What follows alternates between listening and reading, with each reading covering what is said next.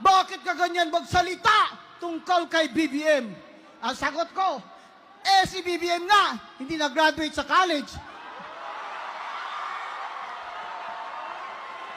Tumakbo pang presidente ang lentek. Walang hiya! Napakawalang hiya! Napakasinungaling!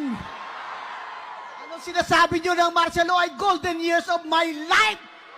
Hindi pa ako nakakalimot! Pangalawang Marcos ka na nilalabanan ko! Awa ng Diyos, huwag mong gawing tatlo!